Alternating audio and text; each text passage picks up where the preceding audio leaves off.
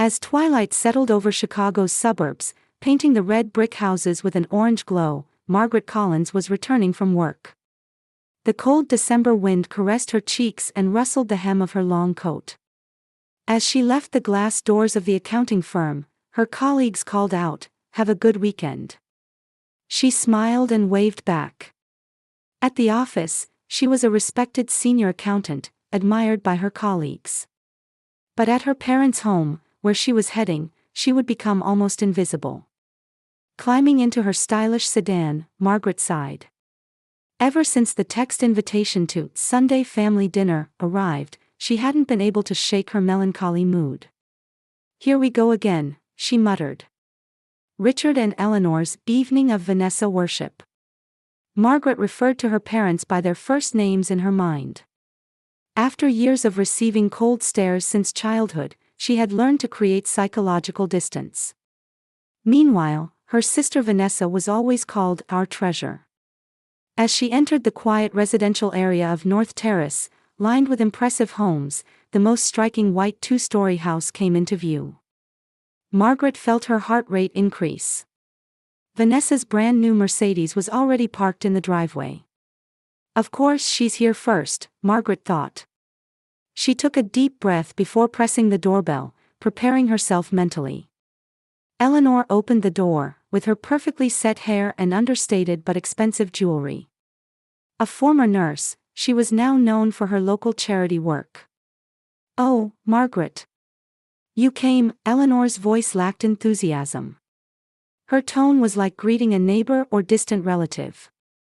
"Good evening." Do you know some people earn over $10,000 a month just by posting Reddit stories on YouTube? No face, no voice, just a laptop. I do it too, link below if you're curious. Mother, Margaret tried to maintain her smile. Lively laughter echoed from the living room, Richard's deep chuckle mingling with Vanessa's vibrant voice. Vanessa just shared wonderful news. Eleanor led the way to the living room without touching her daughter's arm. Her promotion to partner at the law firm has been officially confirmed. "That's wonderful," Margaret tried to infuse genuine congratulations into her words. Just last week, she had been promoted to department manager at her accounting firm. But her mother's only response to the email announcement had been a brief, "Congratulations." Entering the living room, Richard stood up. Even after retiring from his banking career, he maintained a businessman's posture, full of dignity. "Ah, Margaret," he said, but his eyes quickly returned to Vanessa sitting beside him. "Did you hear about Vanessa's promotion? This girl is our pride and joy." Vanessa rose gracefully from the sofa and gave her sister a light hug. She wore a designer dress and looked youthful. "Thanks for coming," she said, though her eyes evaluated Margaret's simple pantsuit from top to bottom. "Congratulations, Vanessa," Margaret said sincerely. The sisters' relationship was complicated. As a child, Margaret had grown up protecting Vanessa, but as teenagers, Vanessa gradually began looking down on her. Dinner in the dining room proceeded as usual. Topics centered on Vanessa's promotion, her lavish wedding plans with fiancé Thomas, and the major litigation cases she was handling. Richard and Eleanor listened with sparkling eyes, asking questions and laughing. "Margaret, how about you?" Eleanor suddenly asked. Margaret was surprised by this rare interest directed her way. "Actually, I was promoted to department manager last week," Margaret said with a touch of hope in her voice. "Oh, really?" Eleanor said flatly. "That's nice." Richard remarked, "Well, accounting jobs are stable," then immediately turned to Vanessa. "By the way, about Vanessa's wedding, I've reserved the Grand Hotel ballroom. Only the best for our family princess." Margaret continued eating quietly. The topic of her promotion ended right there. The same thing had happened many times before, when she graduated top of her high school class, when she earned honors in college, when she secured her first major client. Her successes were always dismissed with, "Well, that's nice," before conversation quickly shifted back to Vanessa. "I can help with your wedding preparations," Margaret offered. "I recently helped with a friend's wedding, so I have some experience." "Oh, Margaret," Vanessa smiled slightly. Thank you. But we've hired the best wedding planner, so we're fine. Besides. She paused as if choosing her words carefully. You're still spending your time as, well, an ordinary accountant. Planning a glamorous wedding isn't really your domain. Vanessa, Eleanor lightly scolded, but her eyes were smiling. Margaret maintained her smile while feeling deeply hurt inside. She should be used to her family's words by now, but each time added a fresh wound. By the time dessert was served, Margaret was quietly planning her escape route.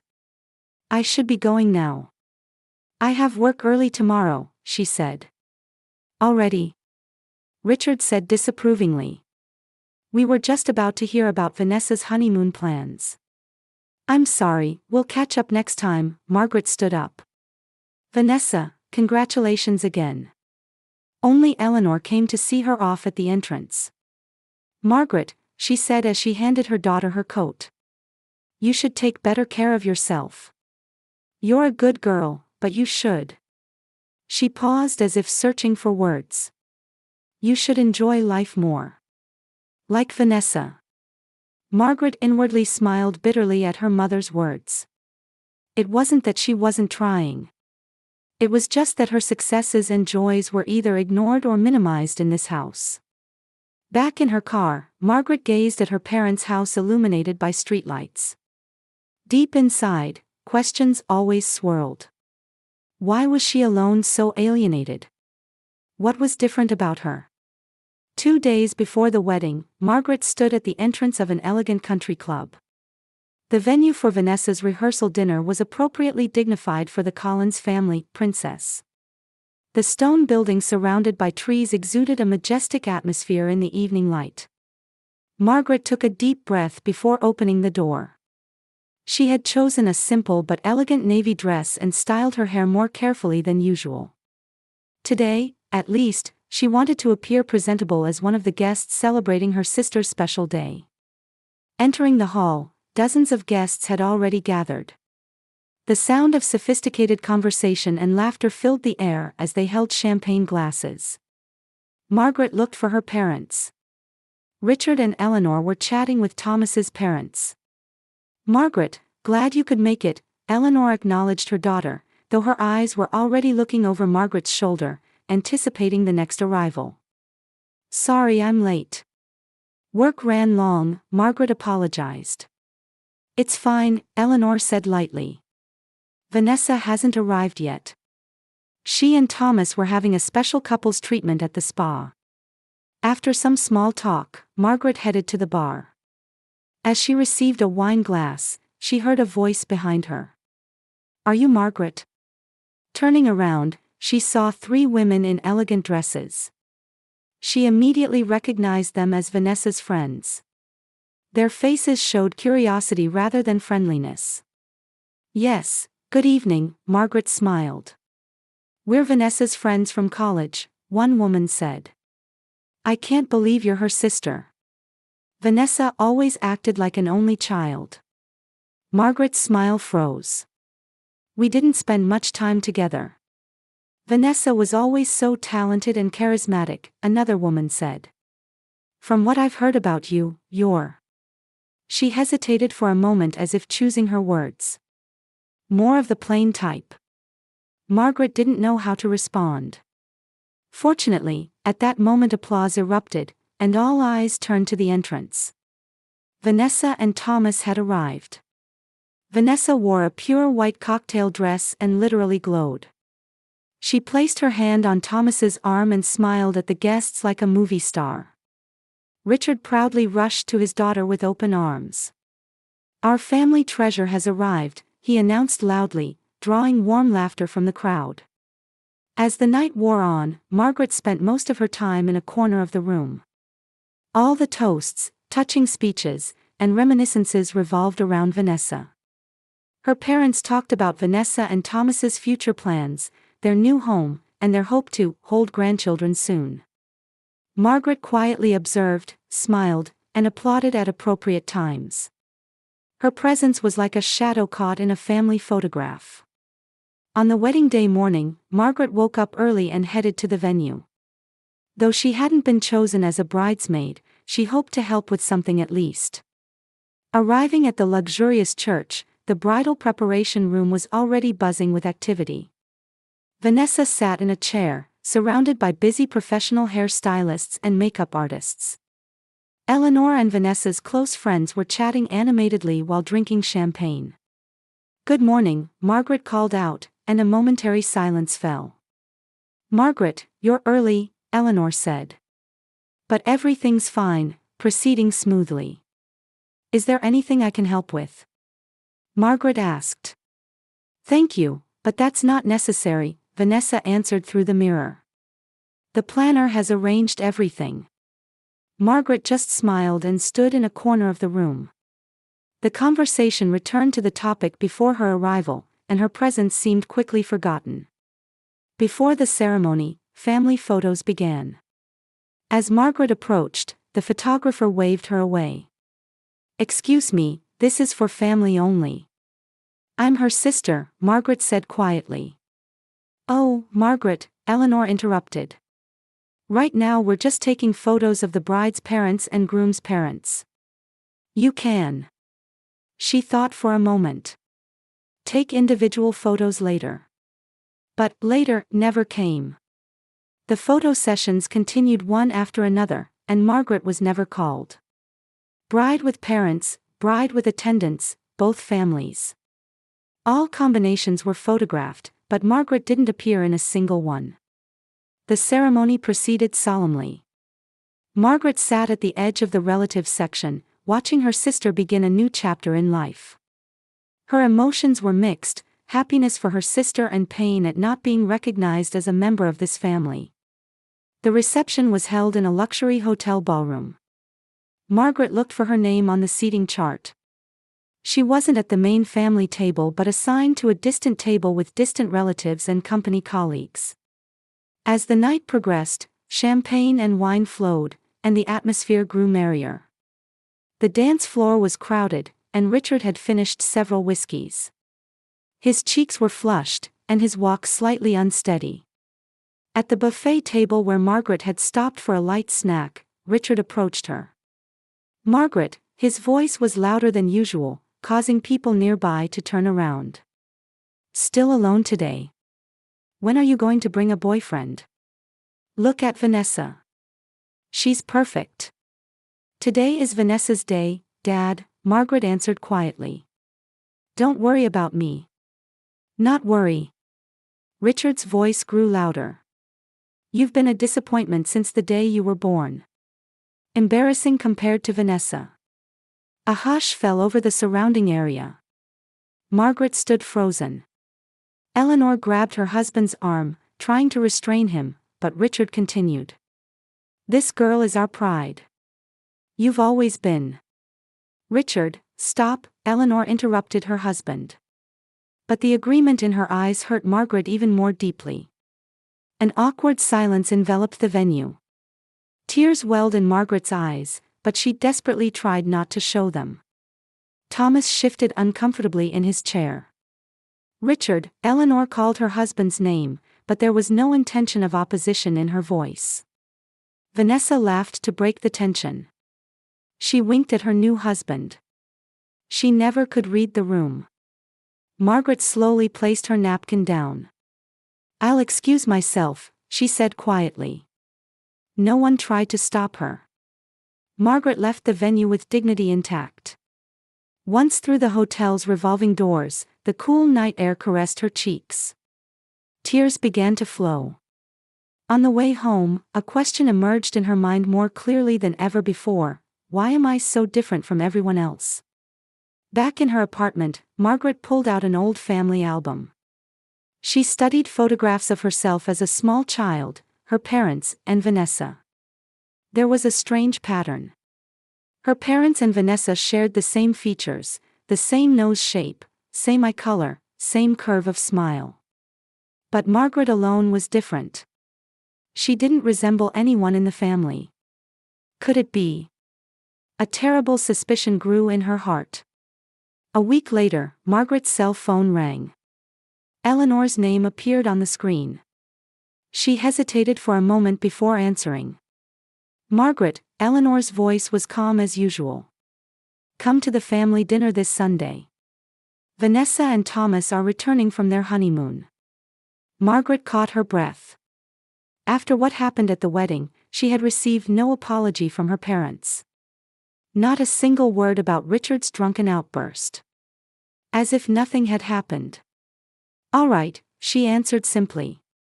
She couldn't find the courage or reason to refuse. On Sunday, Margaret again stood at the Collins family doorstep. She blamed herself. Why had she come again? But deep in her heart was a small hope. Maybe this time would be different. Maybe Richard would apologize. Richard opened the door. He merely nodded slightly at his daughter. You're late, he said, and walked past Margaret toward the living room. Vanessa and Thomas were already seated in the living room. Their tanned faces told of a tropical beach honeymoon. Vanessa waved at Margaret. So you came, her voice carried a slight tone of victory. Dinner proceeded as expected. Detailed stories of the honeymoon, plans for married life, and Thomas's career at his law firm. Eleanor and Richard asked eager questions and expressed admiration at Vanessa and Thomas's stories. Margaret quietly continued eating, nodding at appropriate times. By the way, Thomas, Margaret tried to join the conversation. Does your law firm specialize in corporate law? I'm interested because my company sometimes needs legal consultation. Suddenly, the table atmosphere changed. Richard put down his fork and stared at Margaret. That's none of your business, his voice was low and dangerous. Thomas's firm deals with major corporations. They wouldn't bother with your small accounting work. Margaret looked at her father in surprise. I was just asking. Enough, Richard's voice grew louder. You always interrupt. This is Vanessa and Thomas's dinner. We didn't come to talk about your job. Eleanor placed her hand on her husband's arm but made no effort to stop him. Vanessa raised her glass and smiled. Dad, it's okay. Don't mind Margaret. I do mind, Richard stood up, placing both hands on the table. Did you come here to do something worthless? You useless girl, don't come back until you've accomplished something of value. The room fell silent. Tears welled in Margaret's eyes, but she desperately tried to hide them. Thomas uncomfortably shifted in his chair. Richard, Eleanor called her husband's name, but there was no intention of opposition in her voice. Vanessa tried to break the tension with laughter. She winked at her new husband. She never could read the room. Margaret slowly placed her napkin down. Please excuse me, she said quietly. No one tried to stop her. Margaret took her coat and left the house. Tears streamed down her cheeks. She got into her car and started the engine. The lights of her childhood home grew smaller and smaller in the rearview mirror. Back in her apartment, Margaret headed straight for the bathroom. She placed both hands on the sink and stared at her reflection in the mirror. She had been seeking this family's love for so long. Why couldn't they love her? She studied the face in the mirror carefully. Brown hair, greenish eyes, high cheekbones. None of Richard's deep blue eyes, Eleanor's thin nose, or Vanessa's distinctive jawline. I don't look like anyone in this family, she said aloud. The words echoed in her own ears. Something collapsed within her. The sense of alienation she'd felt for years, the lack of belonging, and the strange distance from her parents. Everything pointed to one possibility. Margaret returned to the living room and opened her laptop. She typed DNA test kit in the Google search bar. After a few seconds of hesitation, she pressed the search button. The screen displayed various DNA testing kit advertisements. Discover your roots, confirm family connections, know your genetic background. Margaret clicked on the highest-rated kit and pressed the order button. This will give me answers, she told herself. Answers to all my questions. 3 days later, a small box was delivered to her apartment. As soon as Margaret returned from work, she opened the box and carefully read the instructions. The procedure was simple. Collect a saliva sample, place it in the provided tube, and return it in the enclosed envelope. She followed the instructions and collected the sample. As she placed the tube in the envelope, her hands trembled. Once mailed, there was no turning back. The truth would be revealed. Did she really want that? After a moment's hesitation, Margaret made her decision. She put on her coat and walked to the nearest mailbox. Before sliding the envelope into the slot, she took a deep breath. It's time to know the truth.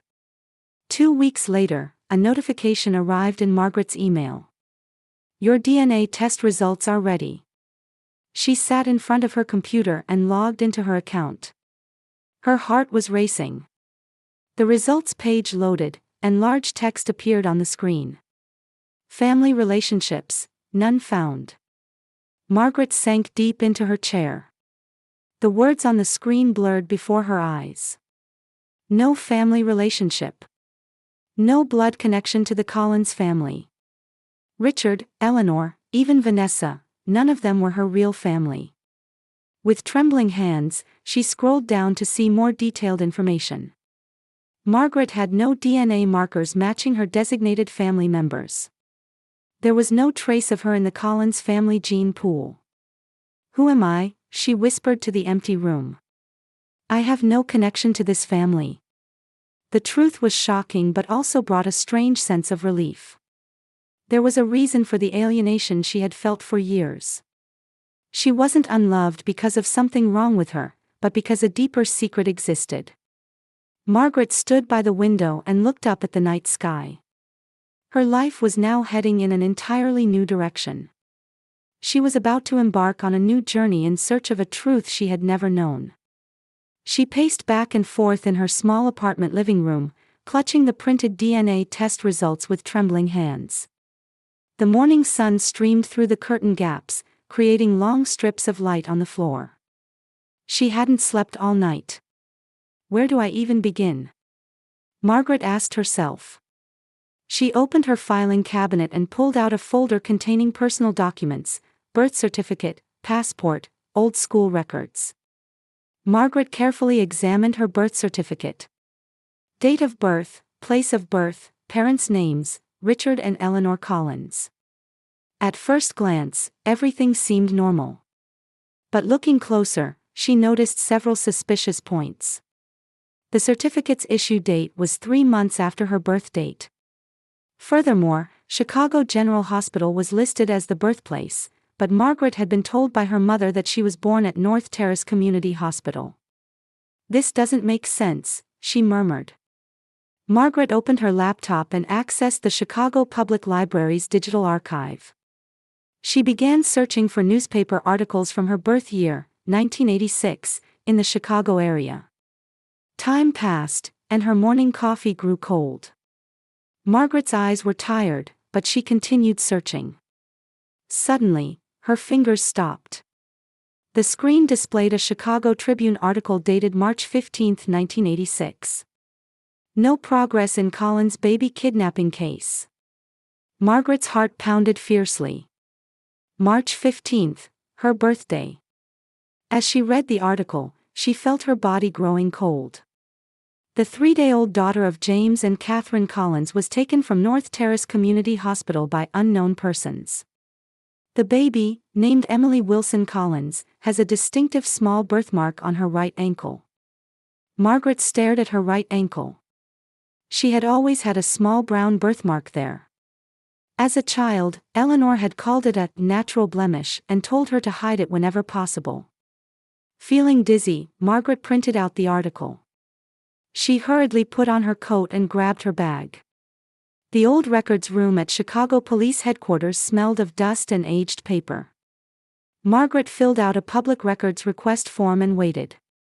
She was fortunate. The archivist in charge, Robert Johnson, was kind and helpful. The Collins kidnapping case from 1986, he raised an eyebrow. One of our unsolved cases.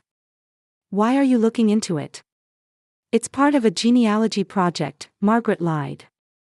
My cousin was born on the same day, so. Robert may not have believed her, but he brought an old file box without comment. Only publicly available records, he explained. Some investigation records are still confidential. Margaret opened the file and froze. There was a baby photo. And she recognized that face. It was the same face she had thought was her own baby picture. Next to it was a photo of a grieving young couple. The woman's greenish eyes were the same color as Margaret's. The man's high cheekbones matched Margaret's. Her hand trembled. Were these her real parents? She examined the records further, reading the investigation details and testimonies. Then she found another crucial piece of information. Multiple suspects had been investigated at the time of the kidnapping, but without conclusive evidence, the case remained unsolved. On the suspect list were Richard and Eleanor Collins, who lived in the North Terrace district at the time. This is no coincidence, Margaret whispered in a trembling voice.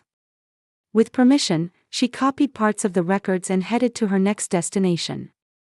Margaret's sedan stopped in front of the house where she had grown up. She took a deep breath, clutching the folder containing the evidence she had gathered. Today, she intended to learn the truth. Eleanor opened the door. Margaret, she said with surprise. What are you doing here? Richard said. We need to talk, Margaret said quietly but firmly. I want Richard to join us too. In the living room, Margaret sat across from her parents. She took out the DNA test results. Please explain this, she said. Why do I have no blood relation to you? The color drained from Eleanor's face. Richard cleared his throat but couldn't speak.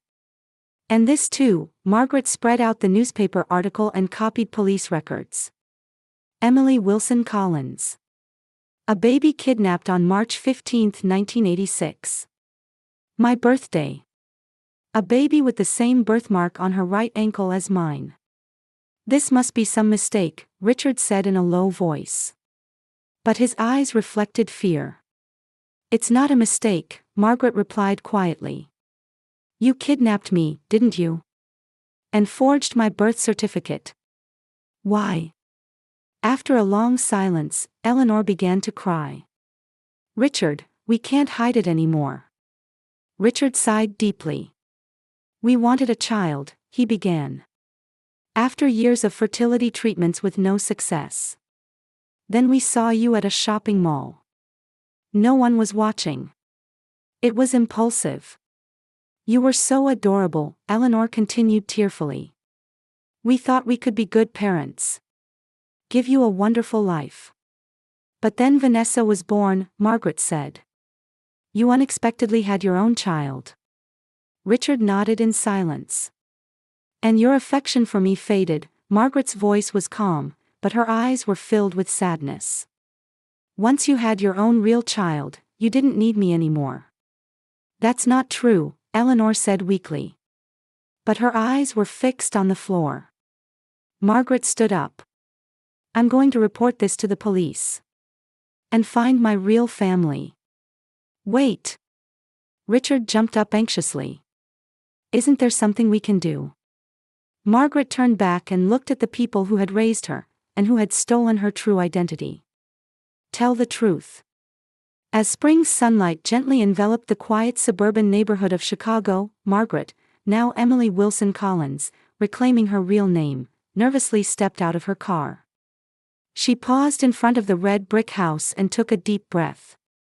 6 months had passed since the case came to light.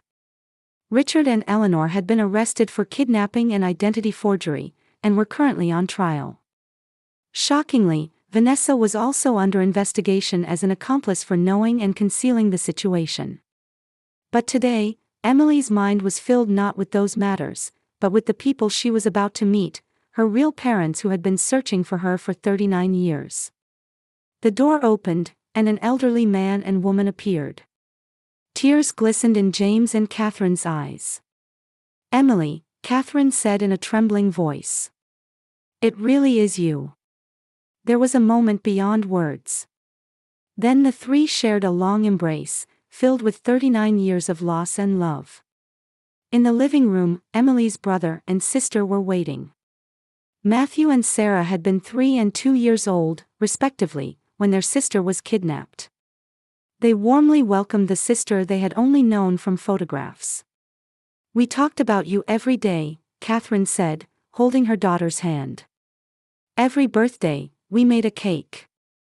Because we believed you would return someday." Tears welled in James's eyes. "We never gave up searching.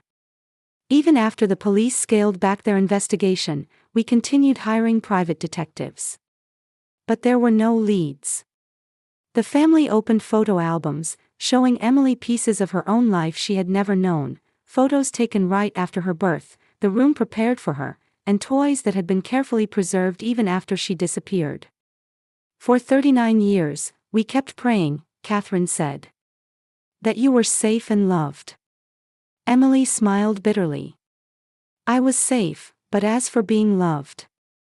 She told them about her life, growing up in a cold environment, always feeling different. The rejection after Vanessa was born. And how a DNA test had changed her life. "The pieces of the puzzle of my life finally fit together," Emily said. "There was a reason for the lack of belonging I felt for years." During the trial, more shocking facts came to light. Richard and Eleanor had used Margaret as a source of income.